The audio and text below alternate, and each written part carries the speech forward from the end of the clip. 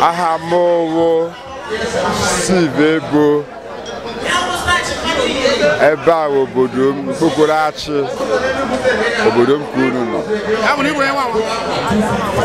Gidigim Ọgwa nke mkpọrọ akpọ ọgwa nke ihe eji akpọ ndị Enugu Waawa makala ha amaga ihe ndị ọcha bịara lejacha anyị wu ndị Enugu anya wuo hụlụ ihe niile Igbo ji ebe ọlụ ule Enugu wuo shila ndị lawo the wisest animals of West Africa Waawa o ihe eji akpọ Waawa. Afa m bụ Chief Honorable Robert Alum I'm Enike in Enugu North Local Government.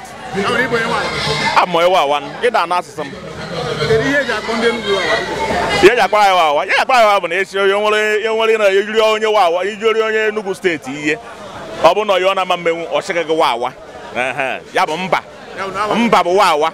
Yabi Waawa. So yeah, ndagbe Nigeria malai. Waawa. Nebo Waawa. Ihe mere na mụ abụrụ Enugu steeti mana ihe eji akpọ ndị Enugu Waawa bụ na isi anyị ka igbo mmadụ asị gị Waawa isi anyị ka anyị ma ajị ihe asị gị Waawa ihe ọbụla bụ ndị ajị ihe anyị na-asị gị Waawa that's why anyị ji kpọrọ anyị asị ndị Enugu asị Waawa Waawa bụ mba.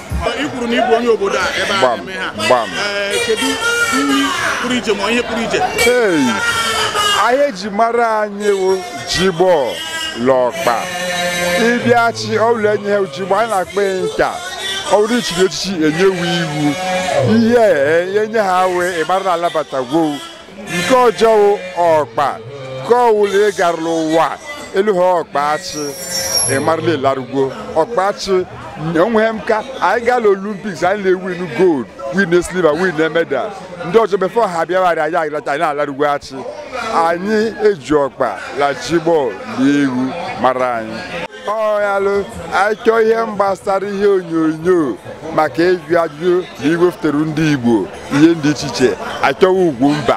Ndị bunu kedu nri ọ na-agba erute na bunu asị na nke abụgo ihe eji mara ndị bunu ihe eji mara ndị nka nri ji na ogwu ewa na anyara na ụchakịrị ya bụ eji mara anyị bụ ndị n'ike